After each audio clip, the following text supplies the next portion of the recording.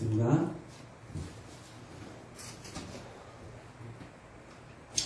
주의 이름으로, 주 예수님의 이름으로 여러분 모두를 축복합니다. 우리의 믿음은 어디서 올까요? 로마서 10장 17절은 이렇게 말씀하고 있죠. 그러므로 믿음은 들으면서 나며 들음은 그리스도의 말씀으로 말미암느니라. 여기서 그리스도의 말씀이라 하는 것은 성경 말씀이 아니고 레마의 말씀입니다. 레마의 말씀입니다. 레마의 말씀이 뭐냐면 하나님의 생생하게 들려지는 말씀, 그런 말씀입니다. 물론 로고스, 이 문자적인 그 말씀을 통해서도 하나님 말씀이 생생하게 들려지는 말씀이 될 수 있어요. 제한은 없지만 근본적으로는 하나님이 지금 내게 직접적으로 하시는 그 말씀에 의해서 우리의 믿음이 자라난다는 거예요. 하나님은 우리를 사랑하시기 때문에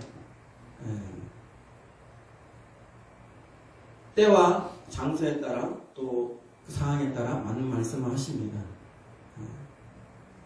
성경을 주었다 해서 내가 할 말은 다 했다, 더 이상 너희들에게 할 말이 없다, 이러신 게 아니고 성경은 성경대로 우리에게 기준이 되지만 또한 하나님은 우리에게 음성을 통해서 하나님이 그 뜻을 전하십니다. 그 뜻을 통해서, 그런 전해진 메시지를 통해서 우리가 믿음을 더욱더 견고히 갖게 되는 것입니다. 그러니까 결론적으로 믿음은 그리스도의 말씀에서 생긴다는 것입니다. 그래서 우리는 나의 믿음을 위해서 날마다 말씀을 듣고 읽고 묵상해야 하며 또한 실천해야 합니다. 그러나 믿음이 말씀에서 생기는 것이 진리이지만 좀 더 근원적으로 믿음이 어디서 나는 것인가를 따져본다면 그것은 하나님 사랑입니다. 특히 하나님이 날 사랑하심, 그 날 사랑하심에 뿌리를 내리면 믿음이 견고해지는 것을 경험하게 됩니다. 찬송가에도 나오죠. 날 사랑하심, 날 사랑하심, 날 사랑하심, 성경에 써있네. 하나님이 날 사랑하는 게 중요한 거예요. 하나님이 옆에 사람을 사랑하는 게 중요한 게 아니에요. 1차적으로 날 사랑하는 것이 중요한 거예요.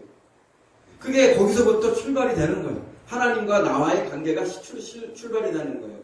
요한복음 3장 16절 말씀, 하나님이 세상을 이처럼 사랑하사, 하나님이 나를 사랑하기 때문에 복음은 시작된 거예요. 나를 사랑하지 않았더니 복음은 존재할 수가 없어요.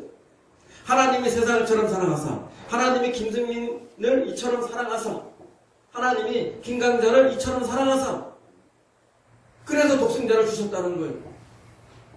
독생자 외아들 예수 그리스도를 우리에게 주셨어요. 왜 주셨어요? 우리의 죄를 대신해서 죄값을 치르기 위해서 대신하신 거예요. 어떤 사람이 살인죄를 저질렀어. 근데 그에게는 돌봐야 될 어머니가 계셔. 그런데 그 사람을 형을 살아야 돼. 그럼 어머니 돌봐야 되고 형도 살아야 되고 이 두 가지를 할 수가 없는 거예요. 딱한 처지죠. 그런 가운데 그의 진실한 친구, 사고로 가실치사죠. 그러니까 사고로 의도적으로 살인하는 게 아니에요. 실수로 사람을 죽였는데 죄값을 치러야 되는데 그 친구를 사랑하는 친구가 내가 너를 대신해서 형을 살아줄게, 감옥에 가줄게, 너는 그동안에 너희 어머니를 돌봐라.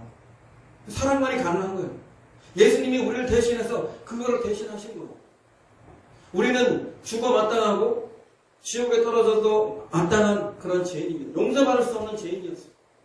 모든 인간들이 다 그런 죄인이에요. 구원받을 수 있는 길이 전혀 없었어요. 출구가 없는 거예요. 마치 출구가 전혀 없는 거예요. 그런 가운데 하나님께서 은혜로 예수님이라는 출구를 주십니다. 새로운 길, 구원받을 수 있는 새로운 길, 새로운 출구를 우리한테 주신 거예요. 그래서 모든 사람들이, 모든 인류가 예수님께서 우리를 위해서 죄값을 치르신 것을 믿으면, 그럼 내가 흉악한 죄인일지라도 그 모든 죄가 다 용서함을 받습니다. 그리고 성령의 능력 가운데 새롭게 거듭나게 되고 새로운 사람이 되어서 새롭게 하나님과 관계를 맺고 살게 되는 것이 바로 그리스도교의 기독교의 기본 원리입니다. 그래서 우리 믿음이 근본적으로 어디서 와야 되느냐? 하나님이 날 사랑하시니 거기에서 뿌리를 내려야 되고 거기에서 근거해야 돼요. 우리는 강한 믿음, 진짜 믿음을 갖기를 원하죠. 그런데 내가 내 입장에서 견고한 믿음을 갖고 싶다고 해도, 견고한 믿음을 원한다 해도 믿음이 절로 생기진 않아요. 믿음이 나에게서 나오는 것이 아니기 때문에 그렇게 생기는 건 아닙니다. 믿음을 갖기 위해서 태도를 고쳐요? 자세를 바꿔요? 그래도 믿음이 생기는 게 아니에요. 믿음은 하나님이 나를 사랑하심을 각성할 때 비로소 생겨나는 것입니다. 자, 예를 들어보죠. 자식들에게 효도해라, 효도해라. 맨날 얘기해도 효도합니까? 효도 안 해요. 그렇게 말한다고 효도한다고 하면 말하죠. 그렇게 말한다고 해서 효도를 하는 게 아닙니다. 그런데 부모가 그 자녀를 위해서 어떤 수고를 하고 어떤 희생을 하고 어떤 사랑을 했는지 그 자녀가 알게 되면요, 효도하지 말라고 해도 저절로 효도하게 됩니다. 저절로. 전에도 한번 예화를 들었죠.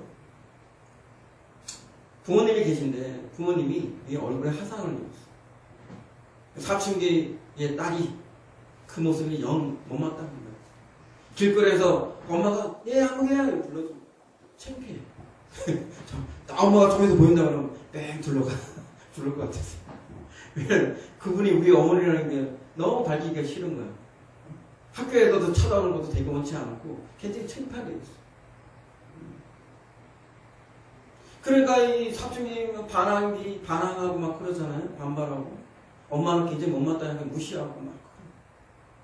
근데 어느 날은 그 이모가 와가지고 얘기를 해줘.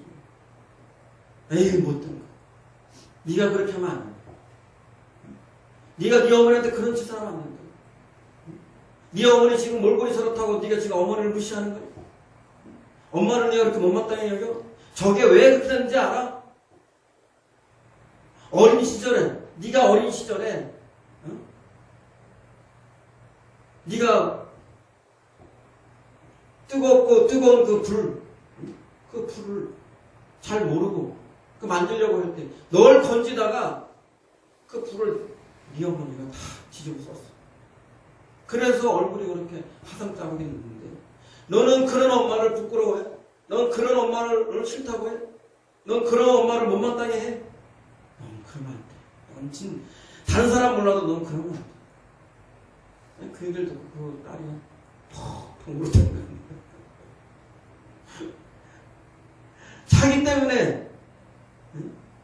자기 때문에 엄마가 화상을 입고 그런 흉한 몰골이 되는 것을 알지 못하고 내 엄마는 왜 이렇게 엄마라고 말하기 부끄럽게 저렇게 몰골이 되었을까 탓했던 자기가 너무 한심하다. 너무 부끄럽다. 그러고 나서 착한 딸이 돼가지고 엄마한테 애교도 부리고 엄마 하면서 완전히 180도도 달라진 효녀가 됐다잖아요.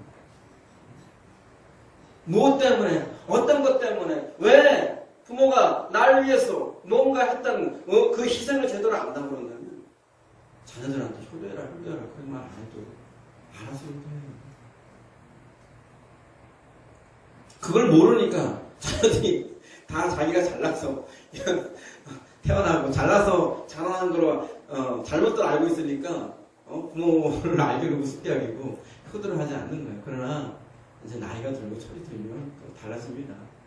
또 자신이 또 부모가 되어보고 그러면 부모가 날 이렇게 키웠구나 그래서 알게 되면서 그러면서 부모를 다르게 보게 되고 부모에게 효도를 할 수 있는 것입니다.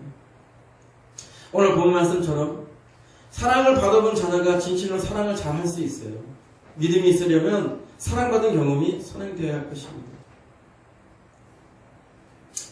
어제는 그 예언 상담 받으신 분이 오셨는데 그분도 그 아버지 사랑을 못 받고 자라신 거예요. 그러니까 아버지 사랑에 대해서 부정적이고 그러니까 성경에서 나오는 아버지의 사랑을 얘기하는 걸 전혀 이해를 못하는 거예요. 전혀 이해를 못하는 거예요. 그래도 저한테 대뜸 얘기하더라고요.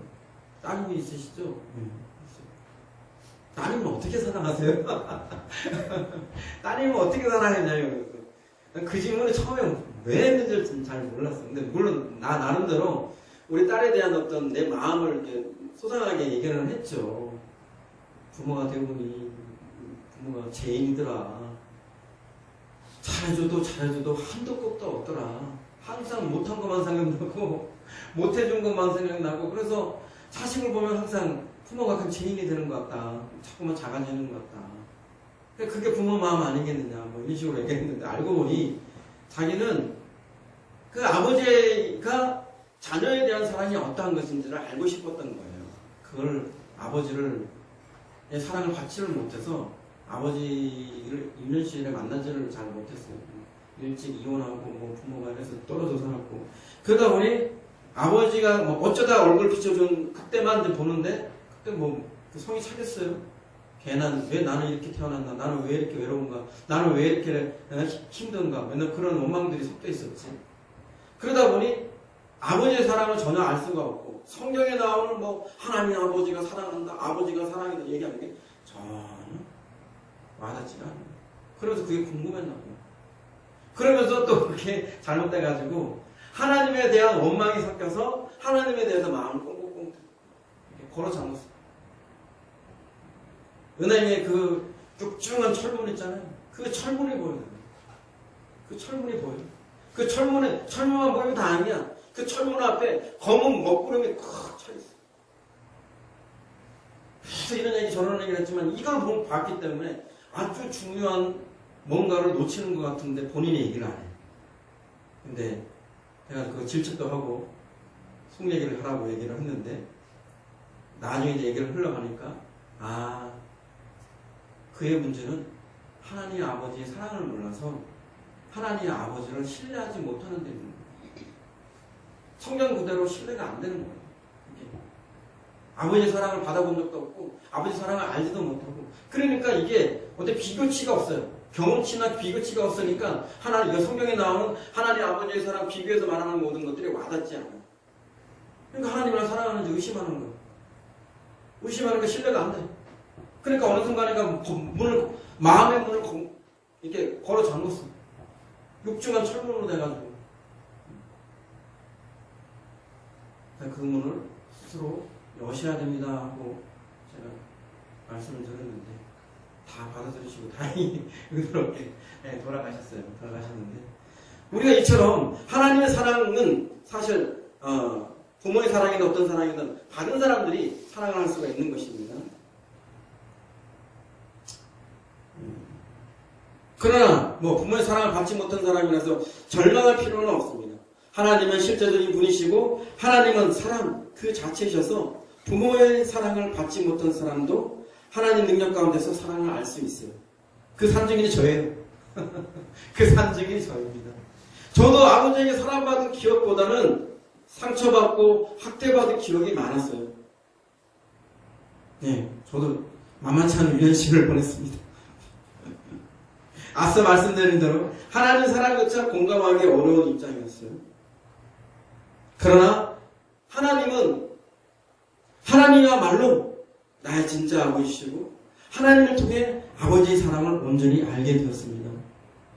학력 때문에 사랑이 작동할 수 없는 사랑이 아니라 사랑이 너무너무 작동이 잘 돼가지고 이렇게 영혼들을 섬길 수 있는 이 자리에 있는 것입니다. 제가 사랑을 알지 못했다면 어떻게 다른 분들을 섬길 수 있겠어요? 사랑을 알기 때문에 그렇게 실천하는 겁니다. 성경은 뭐라고 말씀하시는가?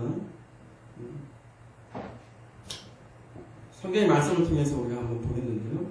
요한에서 3장 16절에 이런 말씀이 있어요.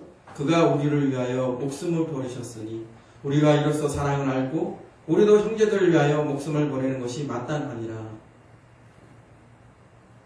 우리가 이로써 사랑을 알고 어떻게 해서 사랑을 알아요? 예수님이 우리를 위해서 목숨을 버리시는 것을 통해서 우리가 사랑을 안다는 거예요. 사랑을 전혀 모르는 사람도 예수 그리스도의 십자가에 사모하는 마음으로 다가간다면 십자가에 나타난 사랑을 통해서 그는 사랑을 알고 사랑을 본받아 행할 수가 있는 것입니다. 또한 에베소서 3장 18절 19절에 이렇게 나와 있어요. 능히 모든 성도와 함께 지식에 넘치는 그리스도의 사랑을 알고 그 너비와 길이와 높이와 깊이가 어떠함을 깨달아 하나님의 모든 충만하신 것으로 너희에게 충만하게 하시기를 구하노라. 말인즉 지식에 넘치는, 지식을 초월하는, 지식을 넘어 계시적이고 경험적인 그리스도의 사랑을 알 수 있다. 그러니 기도로서 구할 수 있음을 말씀하고 있는 것입니다. 아버지의 사랑, 육신적인 아버지의 사랑, 육신적인 어머니의 사랑이 없는 사람도 하나님 사랑을 알 수가 있습니다. 예수 그리스도의 십자가의 사랑을 통해서 알 수 있고, 지금 말씀드린 대로 예수 그리스도의 계시를 통해서, 예수 그리스도의 관계 속에 그 사랑을 통해서 우리가 알 수 있습니다. 그래서 우리가 그것을 기도로서 구해야 되는 것입니다. 정리하면 부모님의 사랑을 잘 받고 자란 사람은 하나님 아버지의 사랑을 잘 할 수 있습니다.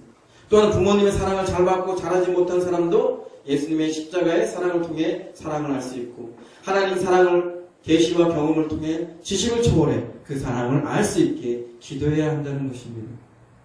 어찌됐건 우리의 믿음은 하나님의 날 사랑하심에서 나온다는 것입니다. 그렇기 때문에 하나님의 날 사랑하심을 자주 묵상하고 또 더 많은 하나님의 사랑을 지식을 초월해 계시적, 경험적으로 알 수 있도록 해달라고 기도하는 것도 중요합니다. 그런 의미로 성경에 나타난 말씀을 통해서 하나님의 사랑이 어떠한지 좀 살펴보고자 합니다. 하나님이 우리를 어떻게 생각하시는가? 스바냐 3장 17절에 나와 있어요. 너희 하나님 여호와가 너희 가운데에 계시니 그는 구원을 베푸실 전능자이시라. 그가 너로 말미암아 기쁨을 이기지 못하시며 너를 잠잠히 사랑하시며 너로 말미암아 즐거이 부르며 기뻐하시리라 하리라. 네. 여기 말씀 중에서 중요한 말씀이 있죠. 우리가 아버지 사랑을 받지 못한 사람은 아버지가 정말 자기를 사랑하시는지, 아버지가 자기를 어떻게 생각하는지 몹시도 궁금하기도 하고 경험치가 없어서 가늠해보지 못한 것 같습니다. 그렇다면 하나님은 나를, 또한 여러분을 어떻게 생각하실까? 스바냐 말씀에 나와 있어요. 너로 말미암아 기쁨을 이기지 못한다. 너로 말미암아 기쁨을 이기지 못한다. 김승민 성도님을 말미암아서 기쁨을 이기지 못한다고 하나님 말씀하시는 거예요. 이게 자식이 없는 사람들은 잘 이해를 못할 것 같아요. 자식 있는 사람들은 이해할 수 있어. 그죠? 자식이 뭘 나한테 잘해주고 못해주고 상관없어. 근데 얘가 존재하는 걸 이해해서 기쁨을 이기지 못하는 거야. 얘가 빵긋 웃어줘도 기쁘고 찡그러도 기쁘고, 하여튼 얘가 존재한다는 그거 하나만으로도 나는 기쁨을 이기지 못해. 부모하면 그렇다. 특별히 얘가 나한테 잘해주는 것도 없어요. 특별히 나를 위해서 뭐 해주는 것도 없어요. 그런데 나한테 어떻게 보면 고생을 시키고 나한테 어려움을 주고 문제를 주기도 하고, 그렇지만 얘가 존재한다는 거 하나만으로 생각만 해도 막 즐거워. 싱글벙글이야. 기쁨을 이기지 못한다는 이 말이 이해가 되더라니까요. 자식이 없을 때는 저도 이 말이 이해가 안 됐었어요. 자식이 없을 때는 잘 이해가 안 됐어요. 아, 애인이 생길 때는 다르겠죠. 애인이 생기면 애인하고 만나기 전에 그 애인을 생각하면서 막 기쁘잖아. 사실 만나기 전부터 기뻐요. 근데 그건 일시적인 거야. 근데 자식은 뭐 주는 것보다 없이 그냥 기뻐요. 보기만 해도. 존재하는 것만 해도 기쁘고, 먹는 거 하나만 봐도 기뻐요. 또 뭐라 그랬어요? 너로 말미암아 즐거이 부르며. 하나님이 여러분들을 한 사람 한 사람을 말미암아서 즐거이 부른다는 거예요. 여러분 한 사람 한 사람 보면서 이 입가에 미소가 이 귀에 걸리시는 분이세요. 진짜로 사랑하기 때문에, 진짜로 좋아하기 때문에 가능한 얘기예요. 이런 표현들은 진짜로 사랑하지 않으면 표현할 수 없는 얘기예요. 이런 얘기는. 사랑을 한 사람들은 다 알 거예요. 또 마태복음 10장 30절 30절에 이런 말이 있어요. 너희에게는 머리털까지 다 세신 바 되었나니 또 누가복음 12장 7절 너희에게는 심지어 머리털까지도 다 세신 바 되었나니 두려워 말라. 너희는 많은 창세보다 더 귀하니라. 뭡니까? 머리털을 왜 세고 있을까? 하나님이 왜 쓸데없이 머리털을 세고 있을까? 사랑하기 때문에 세는 거예요. 사랑하기 때문에. 누군가를 사랑해보세요. 그 사람이 한 말 다 기억나. 그 사람이 몇 날 며칠 언제 때 뭘 입고 왔는지 어떤 태도를 보였는지 말한 사람은 기억을 못하는데 사랑한 사람은 그 사랑하는 사람이 무슨 말을 했는지 무슨 옷을 입었는지 어떻게 행동했는지 다 기억나요. 하나님도 마찬가지라는 겁니다. 여러분 머리카락 그걸 왜 셀까? 사랑하기 때문에 세는 거예요. 우리가 심하게 그냥 가벼이고 별 볼일 없다고 생각하는 이 머리카락조차도 하나님은 다 귀하게 보십니다. 그것을 머리카락 한 가닥 한 가닥을 셀 정도로 하나님은 우리를 사랑한다. 물론 하나님이시니까 딱 보면 몇 개 딱 나오겠지만 그러나 그걸 세려고 하는 마음에 사랑의 동기가 되었다는 얘기예요. 여러분 머리카락까지도 사랑하시는 얘기예요. 머리부터 발끝까지 다 사랑한다는 얘기예요. 놓치지 않고 모든 걸 다 사랑한다는 거예요. 로마서 8장 32절에 또 이런 말씀이 있어요. 자기 아들을 아끼지 아니하시고 우리 모든 사람을 위하여 내주신 이가 어찌 그 아들과 함께 모든 것을 우리에게 주시지 아니하겠느냐. 신앙생활을 처음 하고 또 아니면 신앙생활을 오래 해서도 오해하는 것이 있어요. 내가 하나님한테 무언가를 받으려 한다 그런다면 내가 하나님한테 뭔가 좋은 일을 하거나 뭐 기여를 하거나 공헌을 하거나 뭔가 하나님한테 잘한 일이 있어야 충분히 받을 수 있을 거라는 인간적인 생각을 합니다. 근데 그건 오해입니다. 여러분들이 사랑스러워서 여러분들이 잘한 것이 있어 예수 그리스도를 우리에게 주신 것이 아닙니다. 하나님이 우리를 사랑해서 예수 그리스도를 우리에게 주셨지만 그것이 우리의 선행이 있었거나 우리가 완전하거나 우리가 뭔가를 잘해서 주신 것이 아닙니다. 금이 많고 문제가 많고 죄가 많고 그럴지라도 우리를 사랑하시기 때문에 예수 그리스도를 주신 것이고 예수 그리스도를 주신 것처럼 다른 어떤 것도 마다하지 않고 줄 수 있다는 거예요. 자기 아들도 기꺼이 내놓으신 분이 어찌 다른 것들을 능히 주시지 않겠느냐. 하나님 그런 사랑을 가지고 오신 분이십니다. 또한 요한복음 3장 18절에 보면 자녀들아 우리가 말과 혀로만 사랑하지 말고 행함과 진실함으로 하자. 말과 혀로만 사랑하지 말고 행함과 진실함으로 하자. 성경에 쓰여 있어요. 근데 이게 역으로 보면 하나님 자신이 말과 혀로만 사랑하지 않고 행함과 진실함으로 사랑하기 때문에 우리한테 요구하는 거예요. 하나님은요 자기가 직접적으로 하지 않은 것을 자기가 정말 그렇게 할 수 없는 것을 우리한테 요구하잖아요. 자신도 그렇게 해야 자신도 그렇게 행할 수 있어야 우리한테 요구하십니다. 하나님께서 우리를 행함과 진실함으로 사랑하기 때문에 너희들도 행함과 진실함으로 사랑해라 이렇게 말씀하십니다. 똑같은 말씀 있죠.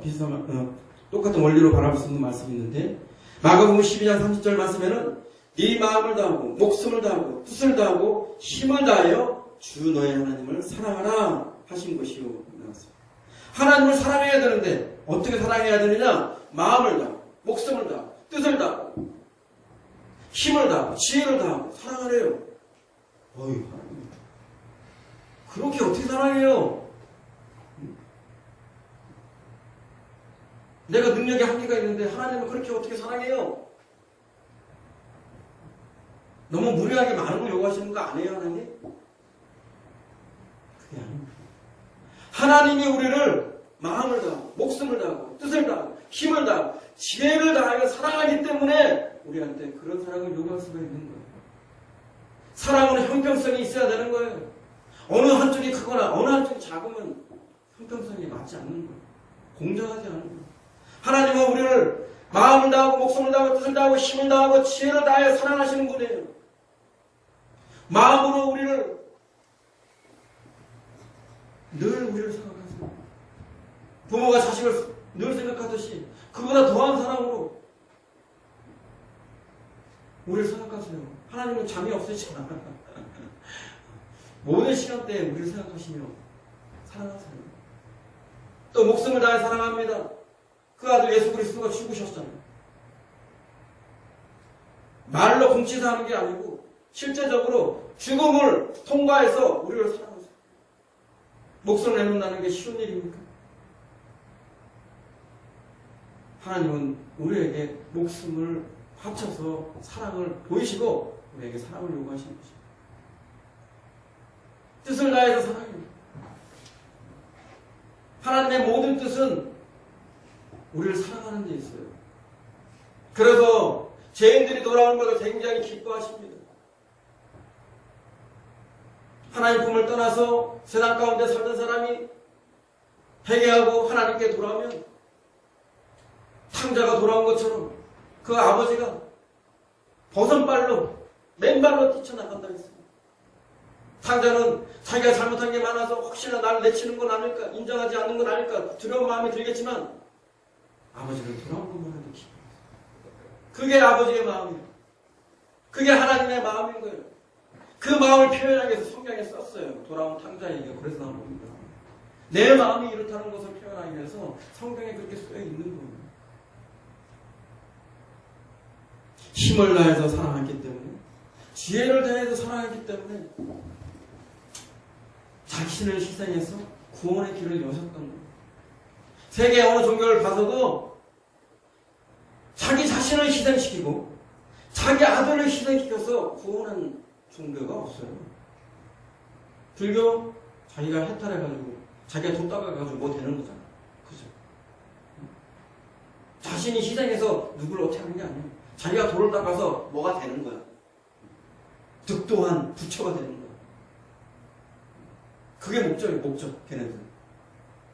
근데 하나님은 자신한테 뭔가 득되고 뭐 좋을 게 하나도 없는데 우리를 사랑한다는 그 이유 때문에 자기 아들을 희생시켜, 자기를 희생시켜, 그거를 태초로부터 지금까지 그 계획을 두고 여러분과 저를 여기까지 이끌어 오신 것입니다. 하나님께서 뜻을 정하지 않으시고 하나님께서 계획을 두지 않았다면 우리는 하나님 밖에서 살았을 거예요. 인생이 무엇인지, 희망이 무엇이고 삶이 무엇인지도 모르고 그냥 이 세상과 함께 망하는 자가 됐을 것입니다. 이제 말씀을 마치겠습니다. 사랑하는 성도 여러분, 하나님의 말씀을 통해서 하나님의 사랑을 알고 믿음이 생기길 바랍니다. 또한 하나님이 날 사랑하심을 묵상함으로 믿음이 생기길 바랍니다. 특히 십자가에서 확증한 날 사랑하심을 통해 믿음이 생기길 바랍니다. 또한 지식을 초월하는 초자연적인 계시와 경험을 통해서 하나님 사랑을 알 수 있도록 기도하시기 바랍니다.